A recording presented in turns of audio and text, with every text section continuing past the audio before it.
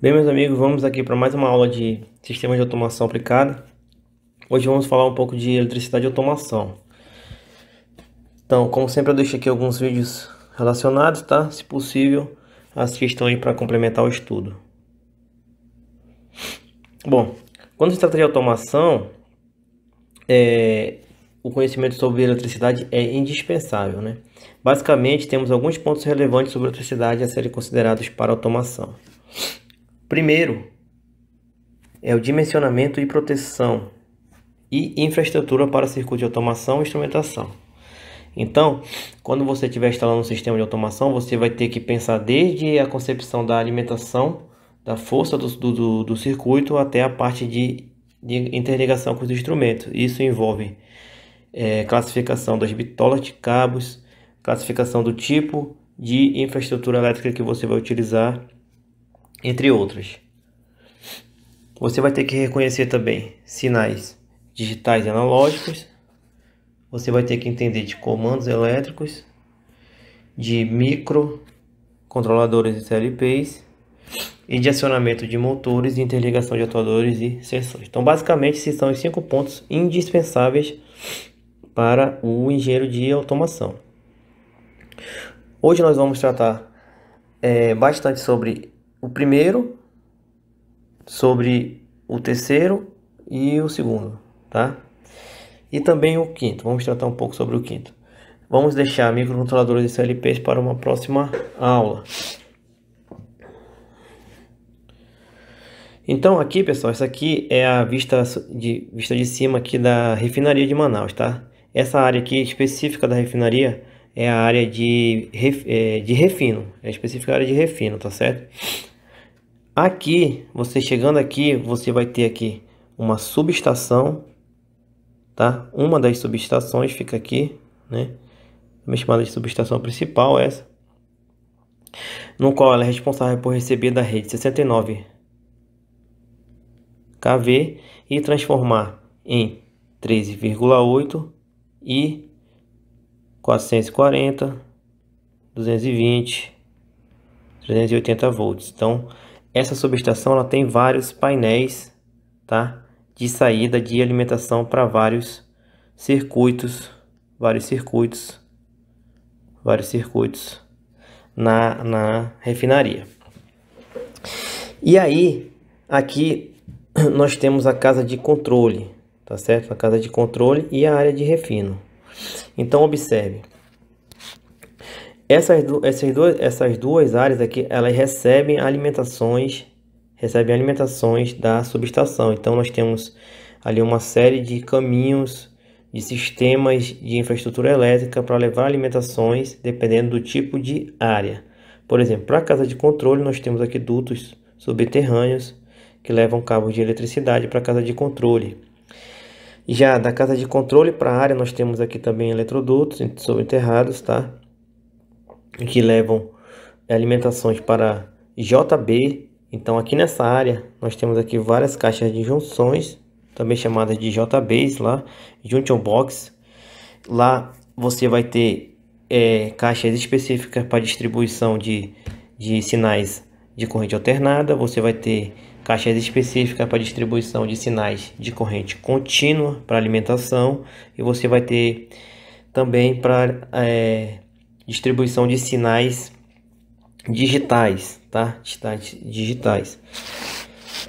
Aqui na casa de controle a gente vai ter o supervisório, tá? Tem aqui o controle aqui da refinaria, dessa parte aí, né? Na área nós teremos aqui vários instrumentos aqui específicos para área explosiva, tá? Então aqui temos uma válvula. Aqui nós temos um medidor de vazão. Aqui nós temos um medidor de pressão, tá certo? Enfim, vamos ter vários sensores. Esses sensores serão interligados nas JBs, tá? Dividindo uma JB para cada tipo de sinal, vai ter uma JB diferente. E da JB ela vai para um painel na casa de controle. Então nós teremos aqui painéis de entrada, tá? Painel de entrada, igualmente a esse aqui, ó. Todos esses painéis eles vão ter os racks, eles vão ter tudo identificado, tá? Então você vai ter que ter várias tags, todas essas tags elas vão ter que estar em projetos, em o que chamam de databooks, tá certo? Para qualquer um chegar e conseguir identificar e entender ou fazer manutenção no sistema. Também na JB nós teremos que ter as tags, tá? Então ela vai estar toda tagueada para onde vai, qual é o tipo, qual é a função, então vai ter tudo catalogado. E desses painéis aqui, ó, lá na casa, já na casa de controle vai para os CLPs, e os CLPs interligam computadores para fazer para fazer os supervisórios, eles interligam o sistema de banco de dados, tá certo?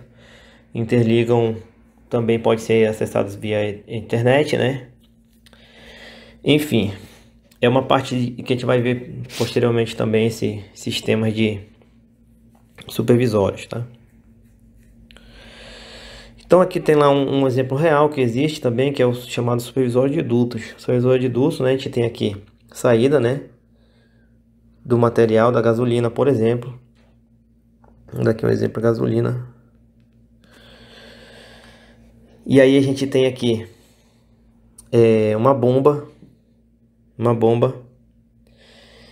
E aí a gente tem aqui uma estação de medição. Estação de medição, tá? Uma válvula, uma eletroválvula para fazer o controle, tá certo? Nós temos aqui um medidor de vazão.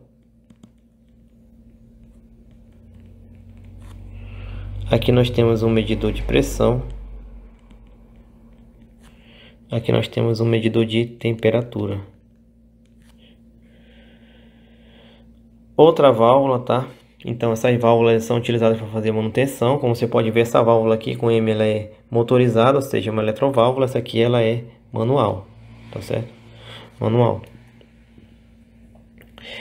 E aí nós temos aqui a distribuição dessa válvula para vários clientes. Então cada cliente vai ter sua válvula de entrada, né? E vai ter aqui o mesmo sistema,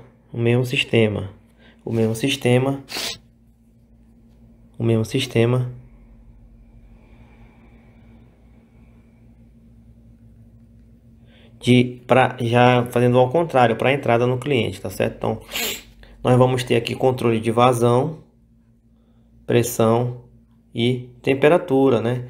Então isso aqui vai servir para que haja aqui a medição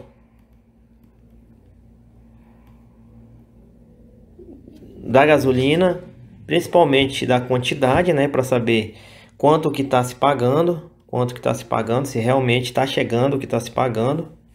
E também das propriedades da gasolina, né? Para ter uma base de dados aí, caso haja alguma mudança, para que haja conversa aí entre cliente e a empresa prestadora aí do serviço ou do produto, né? Vendedora do produto. Então esse aqui é um sistema que existe, né? Lá que é chamado supervisório de dutos, tá certo? E para fazer todo esse sistema nós temos que ter toda a interligação elétrica, tá? Toda a interligação elétrica. Então, o sistema de automação, como você pode ver, ele é composto de partes mecânicas, partes elétricas, partes de automação, parte de instrumentação, como você pode ver, nós temos sensores, instrumentos, né? Parte de supervisório, né? E daí da parte de supervisório que nós temos aí a parte mais para cima, né? Que é aquela parte voltada lá à indústria 4.0, etc. Então hoje vamos tratar aqui dessa parte de elétrica, dimensionamento de proteção e infraestrutura. Quando se trata de automação, a principal norma a ser seguida é a NBR 5410, tá? Então, a NBR 5410 ela trata de baixa tensão. O que é baixa tensão? Baixa tensão é 1000 volts, corrente alternada, com até 400 Hz de frequência, tá certo? Ou 1500 volts, corrente contínua, tá? Corrente contínua. Então AC até 1000 volts, 400 Hz, e DC 1500 volts contínuo, né? Contínuo. Então, corrente alternada, corrente contínua.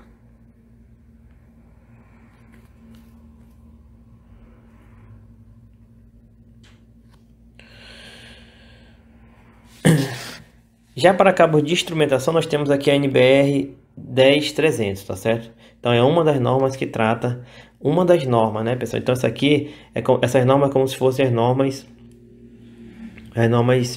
gerais, normas gerais sobre isso.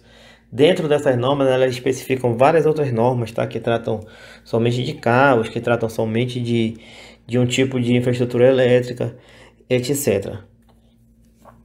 E aí nós temos também aqui, caso seja necessário, né, a NBR 5419, que é a NBR que trata de SPDA, né?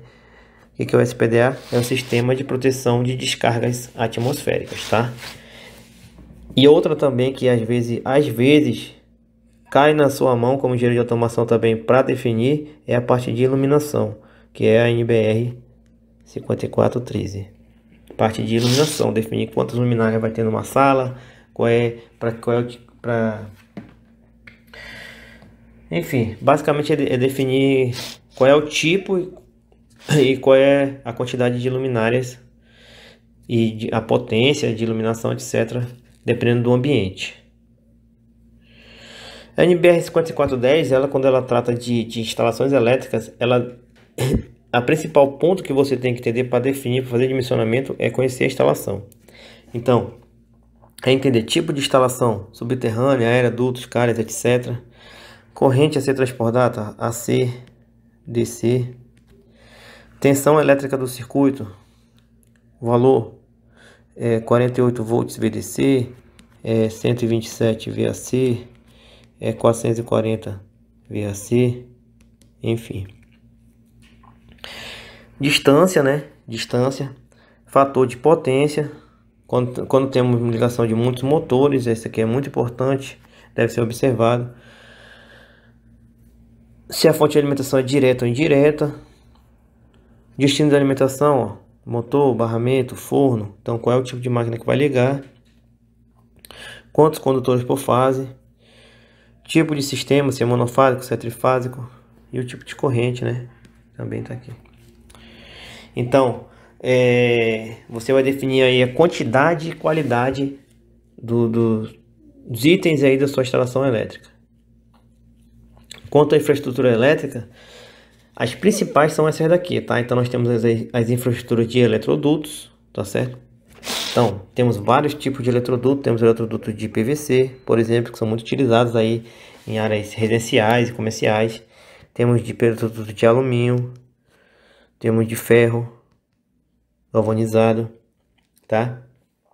Então temos vários tipos de eletroduto. Dependendo da área que você for instalar, do local, você vai utilizar um tipo de eletroduto que se adequa à área e que dê o menor custo para você de instalação. Temos aí perfilados, eletrocalhas e leitos. Então esse aqui seria o perfilado, tá?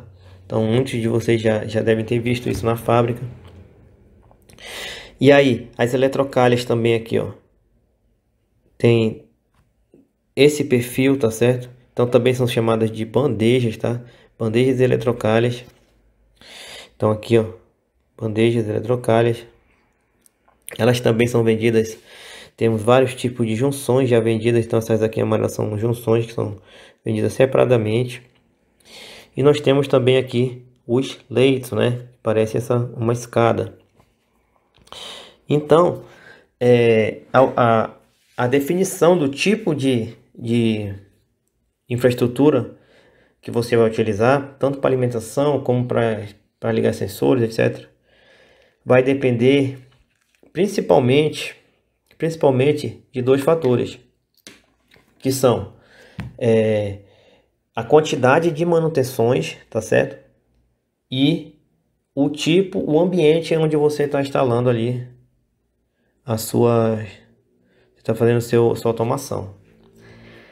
E aí você também vão ter que ter acesso aí a tomadas industriais, tá? Então, temos aqui vários tipos de tomadas industriais, né? Então, muita gente conhece as tomadas como as tomadas STEC, tá certo?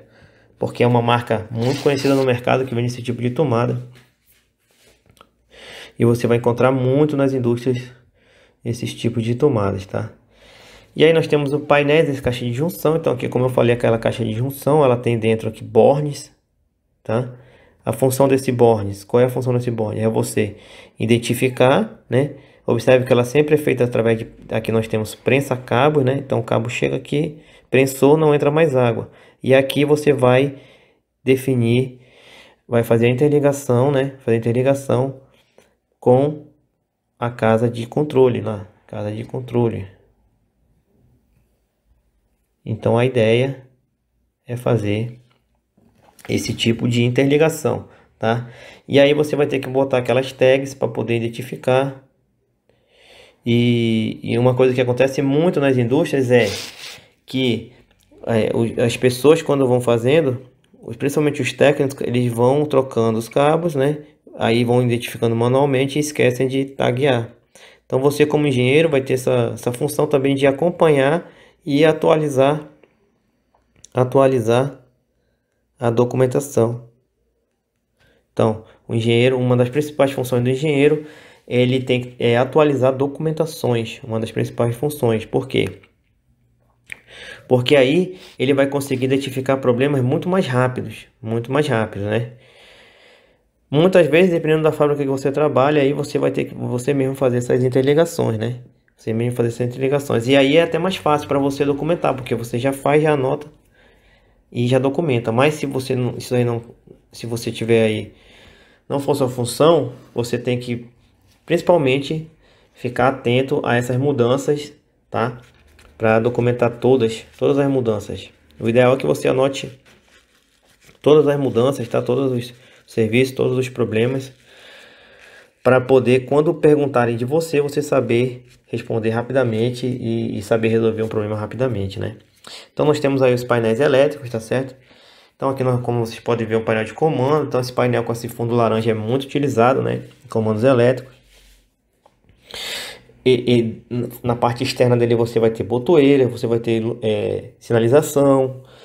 Dentro você vai ter contadores, você vai ter a parte de alimentação, vai ter disjuntores, né? Vai ter relés temporizados, você vai ter CLPs, enfim, você vai ter aí uma série de componentes aí que vão ser essenciais aí para sua automação, né? A automação que você estiver fazendo.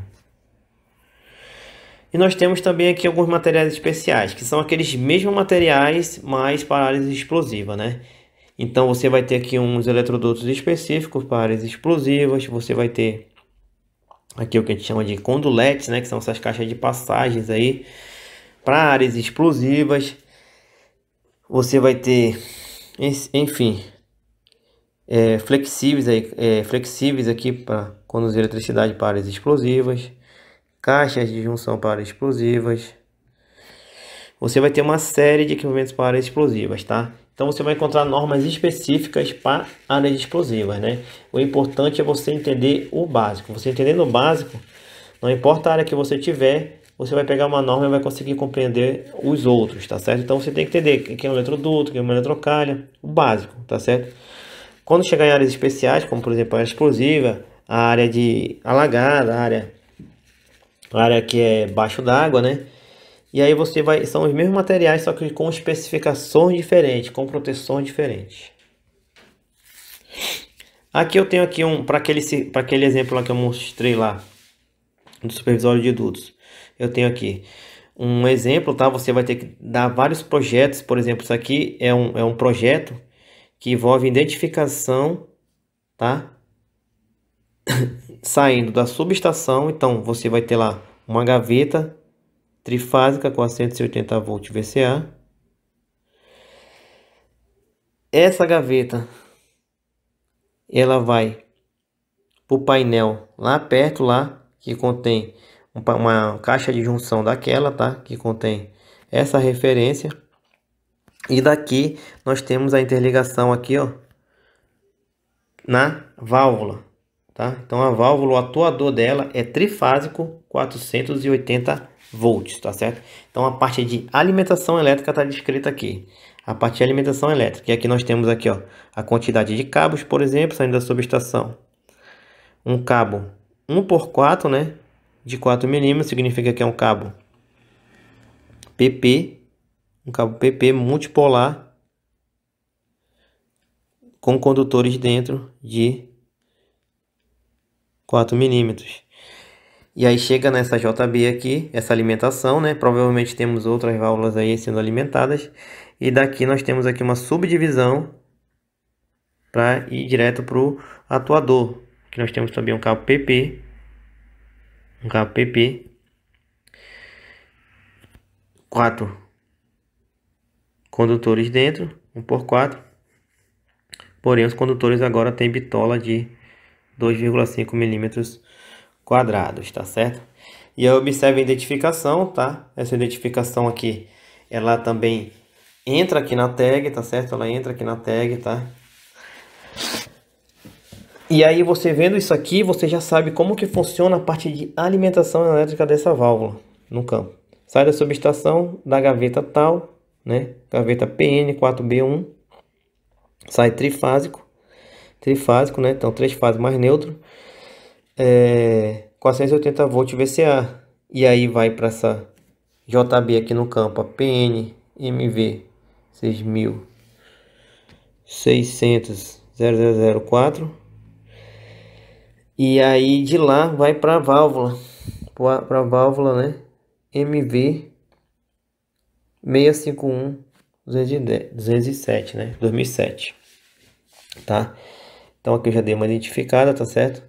Então você vai ter, para cada elemento do seu atuador, você vai ter que ter esse caminho, a indicação do seu caminho no seu projeto. E aqui a gente tem um exemplo aqui de infraestrutura elétrica, lá observando aquele mesmo exemplo, tá? Tirando de lá, para a gente fazer aqui a interligação aqui do sensor, do termopar e do transmissor de temperatura, tá certo? Transmissor de temperatura, tá? Então o termopar ele vai ser encaixado na linha de tubulação, tá certo? Então imagine que nós temos aqui a linha e aí nós temos aqui um duto soldado aqui com uma luva, né? Você vai soldar um duto.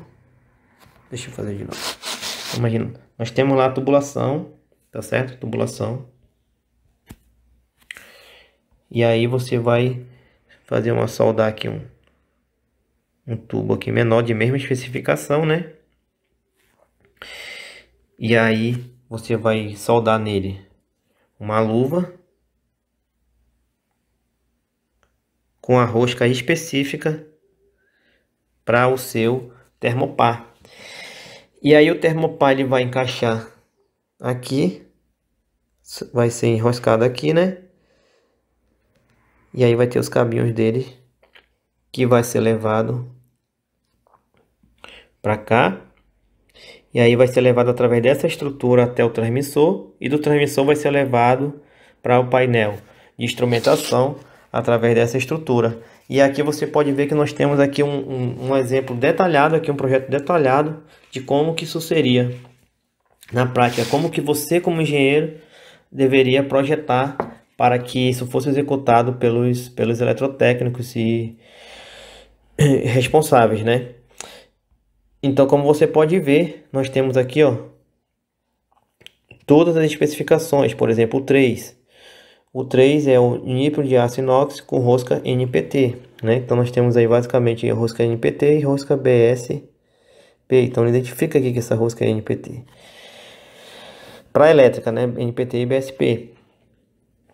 E aí, o 6, por exemplo, o 6 seria uma curva 90 graus, aço inox, rosca NP3. Curva 90 graus, aço inox. E aí, o 4 seria a unidade seladora de alumínio fundido, rosca NPT, fêmea. Então, unidade seladora. Então, essa unidade seladora aqui, pessoal, é um elemento que ele fica assim, ó, para área de explosiva. Onde ela tem uma abertura. Você abre ela e joga aquele spray de poliestireno expandido. Que então ele preenche esse espaço todinho, tá? Isolando o resto da instalação, tá certo? Então ele isola o resto da instalação. Essa espuma ela vem de qualquer material de construção, tá certo? É a espuma expansiva que chama. A função dela é isolar aí o caminho, né? Então, o 1, por exemplo, o 1. Então ele já identifica um tubo eletroduto flexível de alumínio latão, macho. Então ele é aquele flexível, esse aqui, ó. Flexível aqui. Macho. Aqui é o macho, ó. E aqui é macho. Vocês podem ver que tem duas roscas aqui, tá certo? Então é esse cara aqui, ó. E aquele que eu mostrei pra vocês ainda agora, é esse daqui, ó. Então abre aqui e pode colocar espuma para isolar.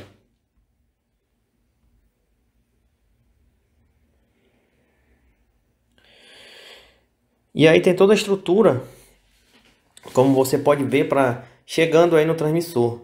E do transmissor ele vai seguir para JB. Então você vai ter que fazer um projeto mais amplo, né, para conseguir todo o sistema, né? Então a gente volta para aquela parte, como eu falei, é impossível você fazer um sistema mais complexo de automação sozinho, né?